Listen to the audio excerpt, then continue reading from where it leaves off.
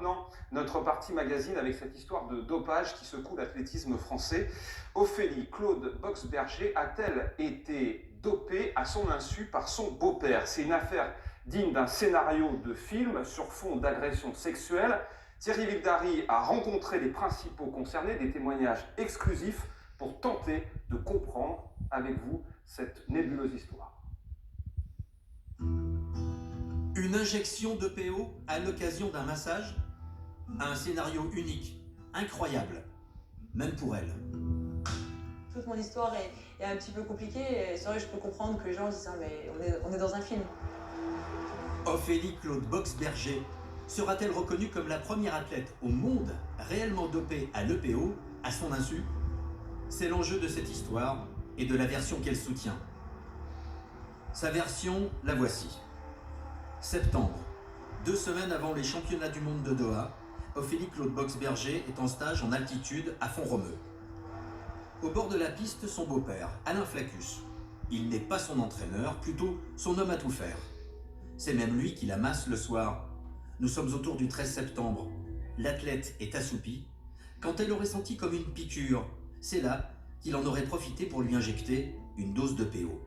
Les personnes ont dit « mais elle n'a rien senti », et ce qui est faux parce que j'avais signalé aux enquêteurs dès la première audition que lors d'un massage, j'avais dit « ah, tu me fais mal », je lui ai dit « mais qu'est-ce que tu fais ?» et il m'avait prétexté qu'il m'avait passé un peu fort et il avait continué le massage. Et ça, je l'avais tout de suite déclaré parce qu'on m'avait demandé de relever s'il y avait eu des éléments qui m'avaient un petit peu inquiété ou que je voyais suspect. Et moi, tout de suite, j'avais pensé à cet épisode-là, mais j'étais loin de m'imaginer qu'il aurait pu aller jusqu'à monter toute cette machination.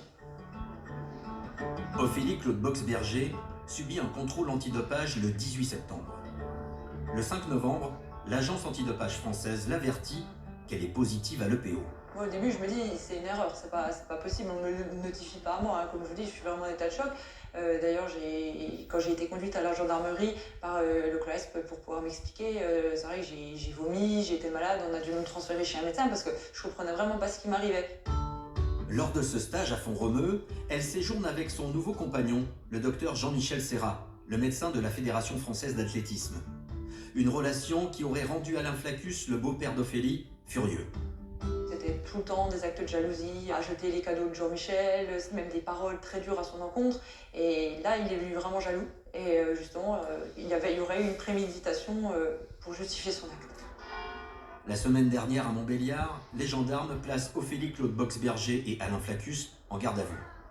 Et c'est lors d'une confrontation qu'il aurait reconnu le scénario machiavélique. Alors là, il raconte qu'il est toujours amoureux de moi, qu'il a des sentiments pour moi, il s'effondre, il est en pleurs.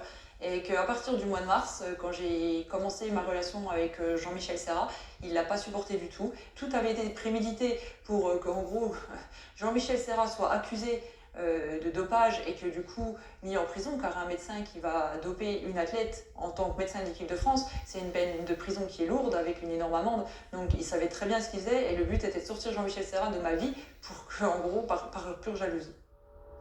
Alain Flaccus, nous l'avons retrouvé dans la banlieue de Montbéliard. Personne ne l'a encore entendu. Un premier échange, bref. Vous êtes monsieur Flaccus? Oui. Oui, bonjour, je suis Thierry Vildary, je suis journaliste à Stade 2. On peut se parler 1 minute? Non, pourquoi? Alors, je viens vous voir parce que je fais un reportage sur le dossier que vous connaissez. Bon. Mais un quart d'heure après, il accepte de nous parler plus longuement. Il se doute que nous l'enregistrons. Alain Flaccus ne dément jamais avoir dopé sa belle-fille à son insu. Il semble même confirmer. Je ne vous dis rien. D'accord. J'ai donné toute cette histoire à la gendarmerie. Point, c'est tout. D'accord. J'assume, puis c'est tout. Vous avez demandé pardon à Ophélie? Oui, peut-être la garde de vue, que tu as eu la confrontation. Lors de la confrontation, vous lui avez demandé pardon? Oui, je pense que je vais demander. Ici s'ouvre un second tiroir dans cette histoire. D'où viendrait cette jalousie? Ophélie Claude Boxberger dit publiquement qu'elle aurait été victime d'agressions sexuelles de la part d'Alain Flaccus. Elle était adolescente et lui entraîneur du club. Moi j'avais 12 ans à l'époque des faits, donc pendant 4 ans, c'est vrai que ça a été des attouchements pendant des compétitions, même pendant des vacances, parce qu'il était bien en couple avec ma maman. Et suite à ça, j'ai coupé les contacts pendant 12 ans, un peu avec ma famille, parce que je voulais plus du tout avoir affaire à cette personne. Il est re-rentré en 2018 dans ma vie pour la préparation des championnats d'Europe de Berlin et un petit peu plus présent au moment de Doha, et où il m'avait demandé de l'excuser, qu'il regrettait et que ça avait été une erreur et qu'il en avait pris conscience. Et moi, j'ai décidé de lui redonner une seconde chance, justement pour pouvoir reprendre contact avec ma famille. Mais cette histoire de machination sur fond de jalousie est assumée publiquement par l'athlète, comme ici jeudi soir devant l'assemblée générale de son club. Bonsoir. Oui, donc comme Jean-François l'a dit, j'ai tenu à être présente malgré l'actualité et l'hypermédiatisation. Pourrait-elle faire surgir d'autres dossiers liés à des potentielles agressions sexuelles? Nous avons rencontré des témoins. Le président du club lui-même s'attend à des révélations. Des langues commencent à se délier. Des anciennes du club qui commencent à parler. Donc il peut y avoir de nouveaux témoignages